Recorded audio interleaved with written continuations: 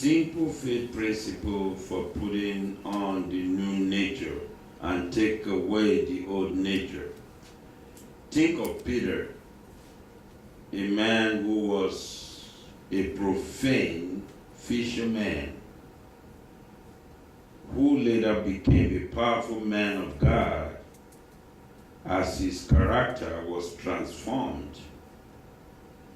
A man whose very shadow healed people. This is the kind of transformation of God, or this is the kind of transformation God himself. I'll give you few areas of things you need to understand in all of this. Actually, I'll give you three specifications. They're going to be subtitles. One, like this: believe in Christ and what he has accomplished. That will be the first subtitle. Under this, I say, the first step of faith in this process of becoming new in that is that of believing in Jesus Christ, who he is and what he has accomplished for you. You must believe you are a new creation in him. Let's see 2 Corinthians chapter 5 verse 17. In 2 Corinthians chapter 5 verse 17, therefore if anyone is in Christ, he is a new creation, all things have passed away, behold, all things have become new. Amen. So, a new creation, a new heaven, and a new earth are promised in the Word of God. He promised us in Isaiah 65 verse 17. He promised us in Revelation 21 verse 1. By the new birth, the Christian has already undergone the fundamental change. He is a new creature of the sort that belongs in the new creation. The incorruptible seed of God's word has been planted in your heads. Remember the book of Hebrews, which is intended to bring forth the new creation and divine nature of God within you. So when you become a new creation, it means you are answering and listening to John chapter 15 verse 7.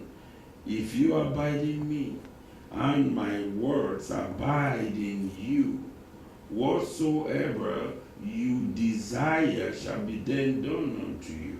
But not so easy. You have to be not just a hearer of those words, but be a doer.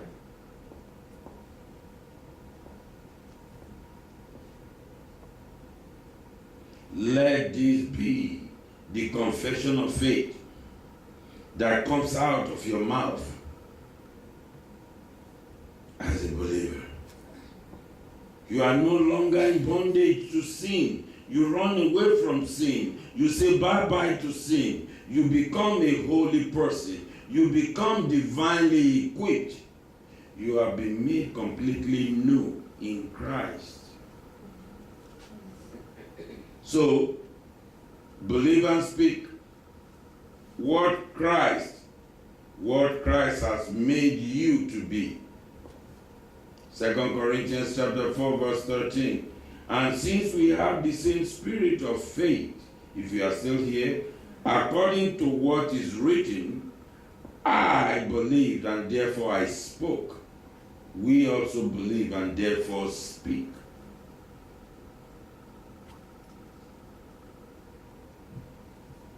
Second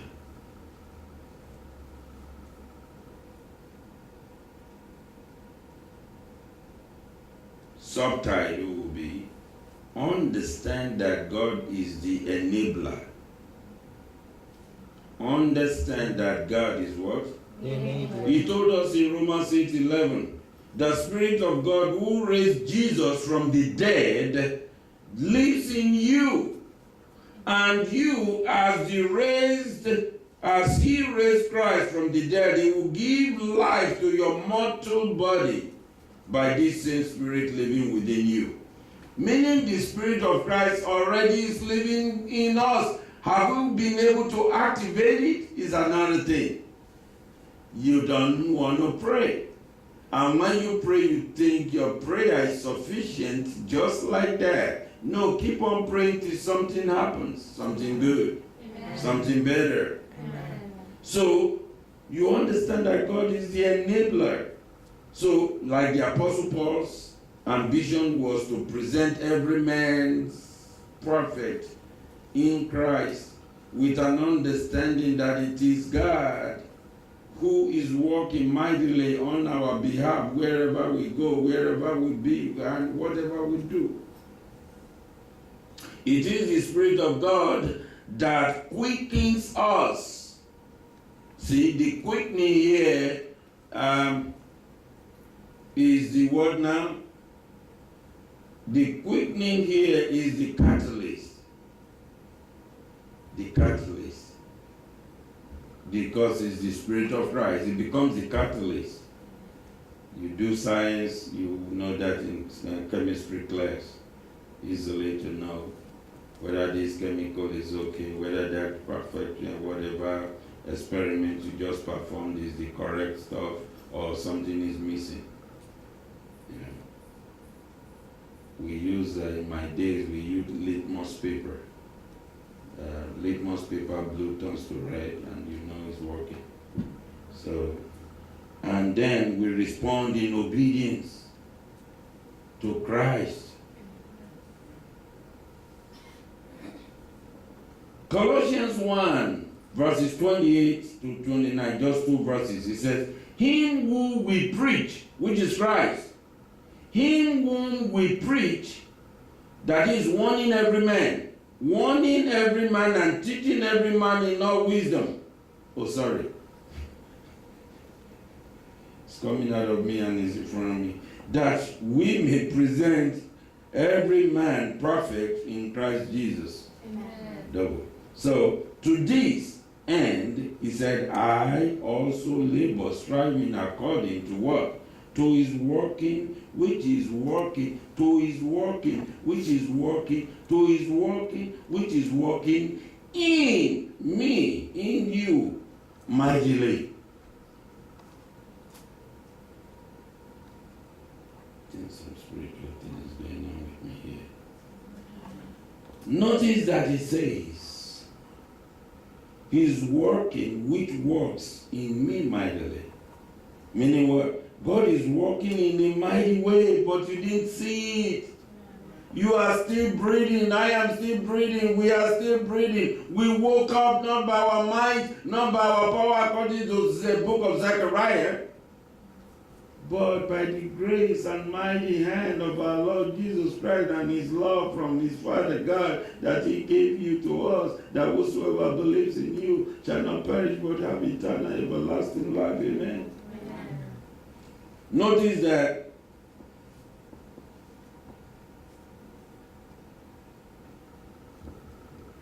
he says he's working, which works in me mightily. Remember he says that. He said God is working in a mighty way, but if we are not exhibiting an intense and what? Intense exertion in a more violent manner, we end up frustrating the grace of God. You say violent? No, not violent as in killing somebody. Not violent as in putting somebody as under. Not violent as in throwing somebody under the bus. No, God is not interested in that. Those all the Jack and Harris of our own thinking or ways. God is interested how you could raise his name up, how you could raise the kingdom up, how you could make mighty his kingdom, should be your sentences and believe and trust in him. Amen.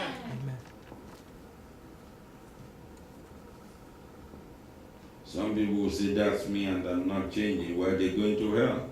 They will rotten in hell again and again. Their bone will crack in fire and crack again. And they will still be there shouting for help. It's not a joke, it's real. Amen. So, he says, but if we are not exhibiting an intense exertion in a violent manner, meaning you have to make it more prudent, only triple, not double, we end up frustrating the grace of God. You're not taking God seriously, but you thought you were. And you don't want to learn. You don't want to ask questions to know how to. You just want to be in your own life of self-understanding and then aggressive with the whole world. If you see God, you will punch him in the face then. That's not how it's supposed to be. In humility, we go to God. We ask him. Because the violent takes the kingdom by force. The violent here is your deep concentration, not the worldly violence. Or being violent worldly in a worldly manner. The violent that you are so aggressive, you want this, you want God in your life, you are really serious now. You don't want no direction other than the direction of our Lord Jesus Christ, and you ask for him. He who leads according to the book of Proverbs chapter 3 verse 5 will not mislead you but guide you. And he told you already in Proverbs 4:7. He said the principal thing to get is wisdom. He said in all you're getting, get understanding of who God is, of who Jesus is, of who Jesus and what Jesus stands for, of what is his name, and why did he come to die for sinners like me and you. Why?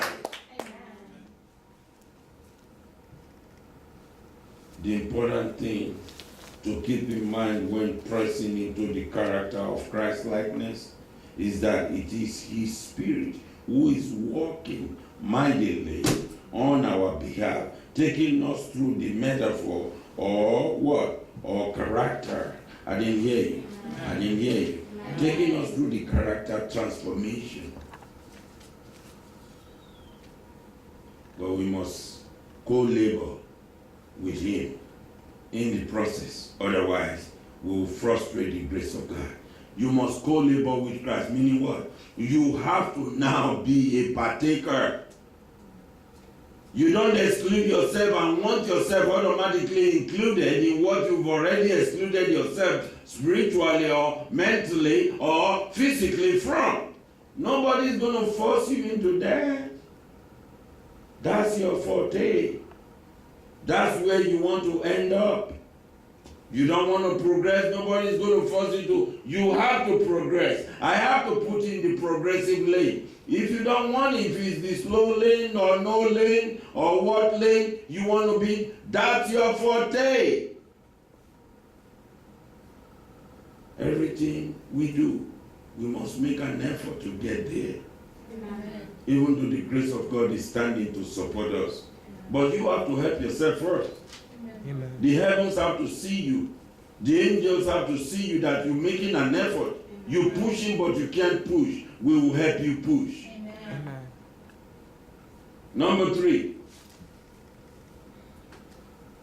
Understand the habits as a part of your makeup. That's the number 3 subtitle. Understand that habits are a part of your makeup. Habits are a part of our makeup. Whenever one does something long enough, it becomes a habit. Habits can be hard to change because of the fact that they have become unconscious responses. We have to get down into that. A thing we keep in mind so negatively for long cannot turn positive whatsoever. Then it makes you a negative thinker, doubter. You see the entire world as nothing but liars. Even though you are not straight, even you can't open your eyes to see people who tell the truth because you have taken everybody, black, white, tall or short, or whatever, to be a liar. Even if it's possible to call God a liar, you're ready. The key to change is to start becoming aware of your own habit and your own habit patterns first, by allowing God to reveal them to you. What are my patterns? What are my habit patterns, oh Lord? Reveal them to me. I want to correct them starting now, starting today. I don't want to stay in that habit. I said yes to you already. Why should I go back when I said yes to Jesus? Amen.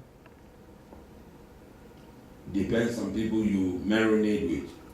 Again, if you marinate with the people and children of God, you might find a solace. You might find something more prudently organized in that forum. But if your people, the kind of people you talk to out of church, out of the church, hey, don't get me wrong, not everybody that comes to church are right. I've seen it among hundreds and thousands that have been their shepherds. Like whoever sees you, people will think, yeah. Not everybody that say, hello, Father, here is my Bible, and I call your name every day. Not all of them, and not all of them are going to heaven. For your info. But we want to, was why I'm trying to show you the way, the path, and how to. I might not still be perfect to show you, but the little I show you will take you somewhere. Amen. Better. Amen. Because not very much pastors wants to talk about the truth. I do. I even say it, I become like a liar in the face of some people. I will tell the whole truth to the core, and I will look like a liar to some people. Who cares? God is to judge me, not you. Amen. You not taking me to heaven is Jesus Christ I'm waiting for. Amen. Not you. I don't care what you think. I care less what you think. But I'm trying to help you to get out of your negative thinking. Like my friend over there. He has to buy my one book. He has all of my books. He has to buy Fasting from Negative Thinking 5 times. 5 different times for real. Yes, I know he has bought dozens and distributed it out to friends and neighbors and church members. But particularly for his own use, he has to personally buy 5 times. I can see why. Because I hear your words. And I'm telling you, you are still, I'm asking, you still at this level? You see why you can't force people to accept Christ as personal Lord and Savior? It has to come from your heart. And if you're not doing it, start today. Stop listening to gibberish. Start listening to the voice of Christ Jesus. Amen. In everything we do in this world, no pain, no gain. Like I just told you about the gym. No pain, no gain. You come back the first day, you are free. Second day, I can't lift my arm. I can't lift my thigh. I can't lift my leg. Yeah. It's all for your own glory. Amen. I didn't hear you. Amen. The workout from 3 days ago is still in my body here, like, oh my God, what did I just put myself into? It's the same thing, even more. Everything we do, no pain, no gain. Your Christ Jesus didn't go through. He didn't set the example of everything will be straightforward, everything will be smooth, everything will just go. He told in the book of John, he said, the world have judged me. The world has been ungrateful to me. He said, the world have not treated me right. I'm breaking into my own explanation. He said, how do you expect the world to treat you right? Just like that. He said, if the world and the people did it to me, they will do it to you as well.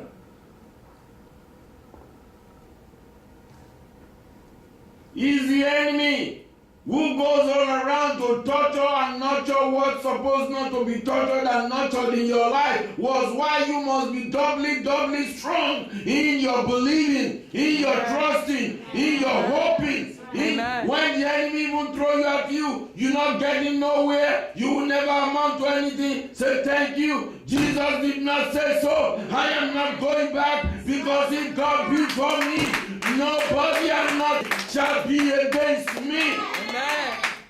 If God be for us. Amen. Romans 8:31. You tell them.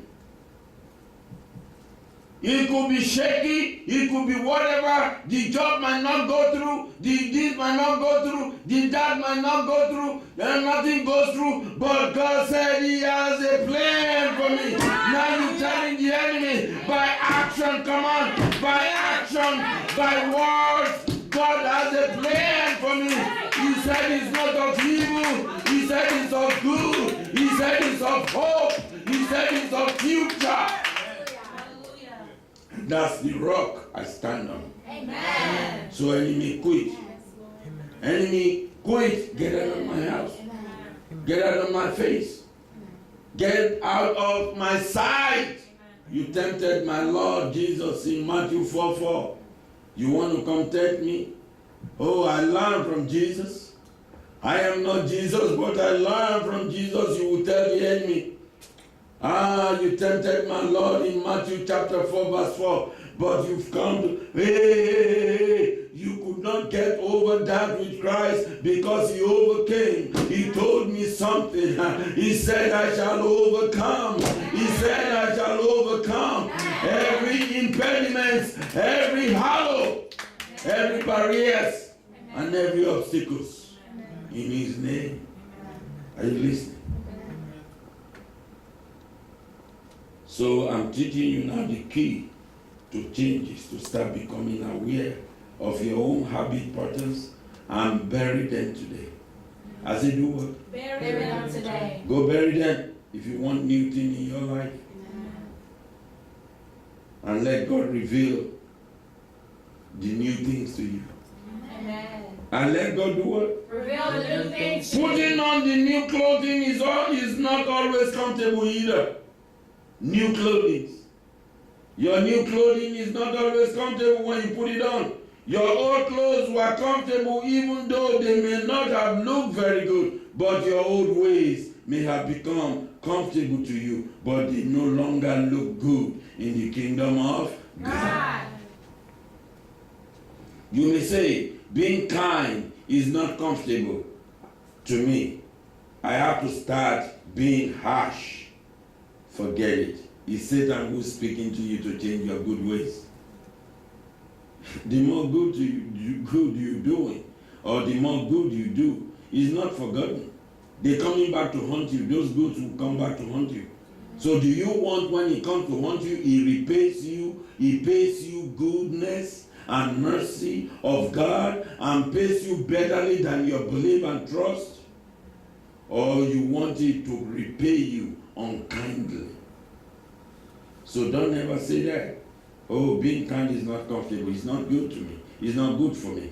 Oh, really? Forgiving is not natural to me. Or humbleness of mind is not natural to me. I don't feel like saying yes, sir. I don't feel like saying yes, ma'am. I don't feel like good morning, sir. I don't feel like good morning, ma'am. I don't feel like saying all of those things. I'm not comfortable with all of that. I'm not comfortable even with more than that. The answer is to keep doing them until they become comfortable. That's how change comes. Amen. Did you hear that? Amen. To do what? Keep doing until we become Comfortable. I'll give you an illustration. How do baseball or football players do what they do so well? By practice. So simple. What do baseball people or football people do so well? By practice. By what? practice. Disciplined practice. Disciplined practice until it becomes second nature in their life. Your new nature, listen, must become second nature to you. But that will only happen as you add diligence to your faith. Because the Bible told you in Hebrews 11 verse 6. And he told us of our forefathers in that same Hebrews 11 from verse 1. And you know what he said about faith? Faith is what? Hope for evidence of things not seen. We hope for it. We hope. But you can't see. So while you're waiting for seeing it, you must wait diligently. Because the enemy, hey, look at my hand. The enemy too will puff and wait. And if you find out that he will be stronger than you, you don't. This is for all of us. I might be looking at one particular person, but I'm talking to everybody. My eye goes back and forth to anybody, everybody. Does not mean, oh, you talking to me? I'm talking even to myself. And I can't see my own face unless I look at the mirror or make you my mirror. How does my face look?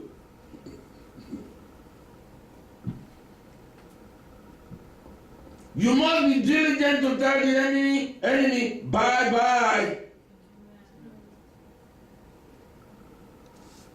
You must add that diligence to your new faith.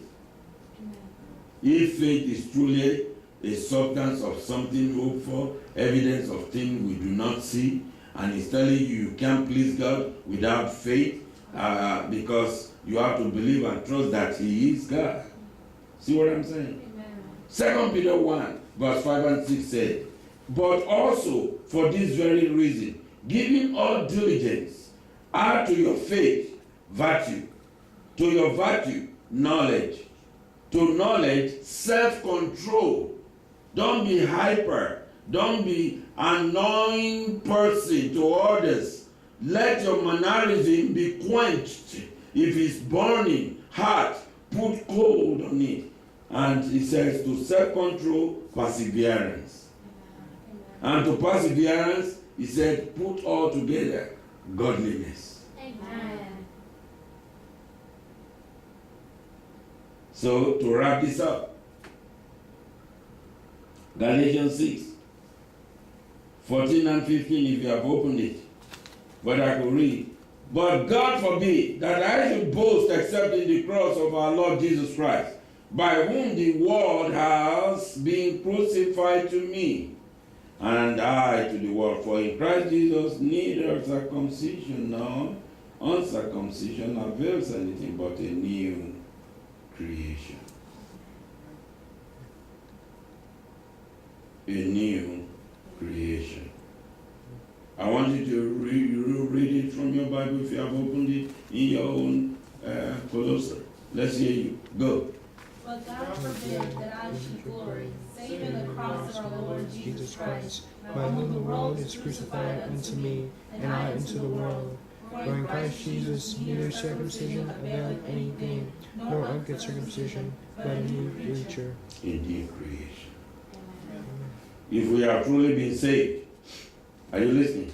And converted, the new creation in Jesus Christ will begin to come forth in our lives And our character, we have gone through a transformation. Remember these traits start out in their infancy and mature more and more as we grow in the Lord Jesus Christ. The seeds of the transformation process were planted when you were born again with the incorruptible Word of God. I want to give you something to take home. This will be your take out. You ready to write for the Word of God? You go read Numbers chapter 13, verses 17, comma, then you read 25 to 29, comma, then you read 30 to 33. Amen? Amen. 2. 1 Corinthians chapter 5, verses 9 to 13. 3. James 1:15. 4. Ephesians 4:26 and Proverbs 10:19. 5. 1 Peter chapter 2, verses 1 and 2. 6. 1 Peter chapter 1, verse 23. That is, having been born again, not of corruptible seed, but incorruptible. 7. Matthew chapter 13, verses 24 to 30. The parable of the wheat and the tares. 8. 1 Peter chapter 1, verse 23. Finally, Matthew chapter 11, verse 23. This is a new pattern for living a new nature. So when you read, you find it, you study more on it, don't throw it away, because once you get home, you look at yourself as freedom. There is no need to read the Bible until another 8 days. That's not what it's supposed to be. Amen. Let us rise.